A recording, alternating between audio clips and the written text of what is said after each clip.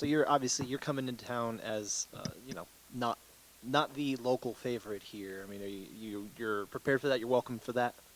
Uh, my first couple fights in the UFC, I was always going to other people's backyards and fighting. So I'm very conditioned to it, very used to it. And as of right now, whether the energy is positive or negative, I just love fighting in front of a crowd. This is obviously, people look at this fight in particular on this card, and it has, fight of the night potential on it. Is that something you kind of come into and you're aware of, and maybe hold yourself to some sort of expectations that maybe you got to deliver for the fans? I mean, as soon as the fight offer was placed in front of me with the name Matt Frevola, I was like, yep, absolutely. This guy engages. He looks for a finish. I don't think he's in boring fights. Like he fights for a finish, and so do I, and that's bred to be great fights. He was a little surprised to get you as the name kind of came across. I think it spoke more to the fact that the UFC seemed to think that maybe he was ready for you. Do you look at this as almost fighting down in a way, or how does your mental approach to that kind of thing go? Absolutely not. I'm not above fighting anyone, and I think people without a number in front of their name are the most dangerous because they're hungry and they have something to prove. And I try to get a top 10, top 15 guys. We dust it off my Twitter, try to run my mouth a little bit, and these guys are playing hard to get. And staying active is more important to me than having crazy prestigious fights. For me, it's not about who you fight, it's how you fight. And that Matt Frevola shows that, and I'm going to show that, and we're just going to create memories. Is this the type of thing, though, where, again, I understand your mentality of it, but I mean, there might be, kind of the angle from the UFC, maybe you're almost fighting down. You might get that chance to fight up in rankings, maybe get somebody a higher opportunity. You kind of see the potential for that here. Oh, absolutely. I think another win, another knockout, and just keep on that trajectory, we're going to get big names. I just got to keep active, stay relevant, and keep putting on the performances that I have been. Thank you. Hey, Drew, over here. Are you expecting the same sort of firefight that everyone else is as fans?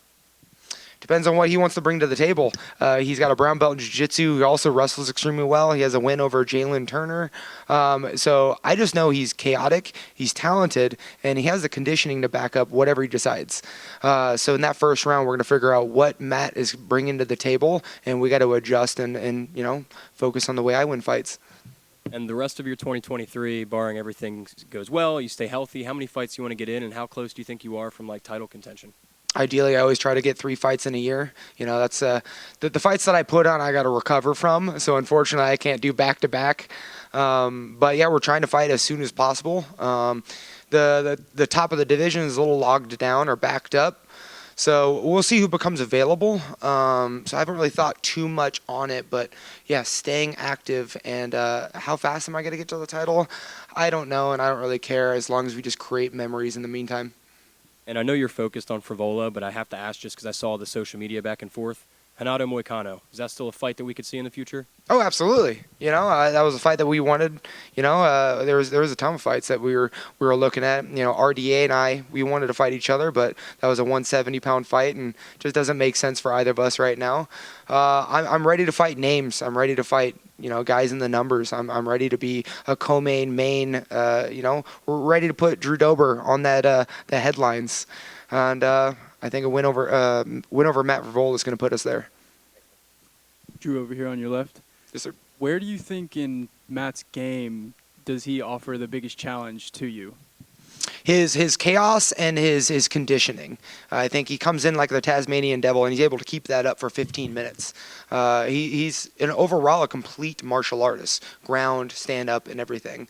So that's his strengths. I do feel like his engagement, he does get caught quite often, and when I catch people, I'm able to put them away. So I'm just going to be the more polished fighter, but he's bringing in all that enthusiasm. And then on the other side, for you, where do you think he might struggle with the most with your game? Just the power in the hands. He's going to fall in love with trying to punch me in the mouth, and he's going to leave that chin open, and I'm pretty good at finding it. Thank you. Drew, in front of you, I know you mentioned that the names don't really matter a great deal to you as much as the fights themselves. But is Paddy Pimblett still a name that's that interests you? Yeah, Paddy's name's great. It's fun. I feel like he's like the Jake Paul of the UFC right now. You know, he's bringing in a lot of attention. But really, the opportunity that excites me the most, not his name, is that O2 Arena in London. Fighting in front of the English crowd would be so much fun. Like I said, whether you love me or hate me, I just love the energy, and they bring in so much energy. And what do you think of him personally as an opponent and as a guy? I think he has a lot of growing up to do. I think, I made those mistakes in my early 20s as well, inside the octagon and outside the octagon. I think he's going to mature well as long as he listens to good advice, but he definitely needs some time. And so I feel like this injury works out better for him as long as he trains, improves the areas that he needs to improve, and then he just keeps that social status. And I think he's going to be a Conor McGregor-ish. I'm curious, as a man who's so well put together, what was some of the dumbest and most immature things you did in your early 20s? I mean, do we see like the pictures of me of my UFC debut? I mean, the haircut was bad. I was out of shape. Like, man, I was doing the Paddy diet for a little while too, and we had to like make 55 from coming down from 200. So yeah, like I did all of it. But luckily, I stayed in the game long enough to bring the IQ with me, and so yeah, things are a little bit more smooth now. Just one for you here. What would it mean to you to get a knockout in this fight and have sole possession of that lightweight KO record? You know, I thought long and hard. It's really cool to see my name along a record. But honestly, it's not what I'm looking for, right? Because who I'm tied with is Dustin Poirier, and his resume is a little bit better than mine. So yes, knockouts, but knockouts on who? And these are the knockouts that I'd prefer. So we can subtract the number of knockouts as long as I get a big name fight and a big name knockout. That's is what I would care about.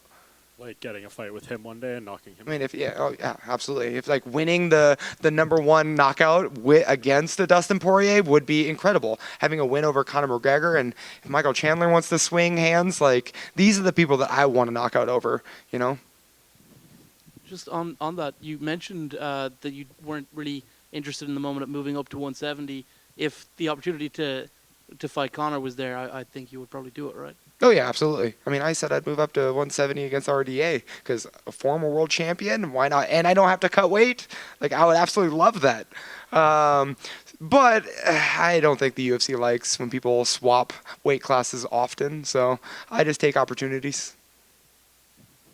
Just wanted to get a prediction for the main event from yourself. Oh, man, that's going to be such a close fight. I think they're both amazing grapplers. Cejudo being obviously the Olympic wrestler, and then Aljamain bringing in that strong grappling ability of being able to take people's back. I think the significant attribute is going to be the size advantage, and I don't know if Henry Cejudo put on that athletic size in his retirement. So that's going to be the big thing, and I think Aljamain Sterling is going to be able to get it done by decision.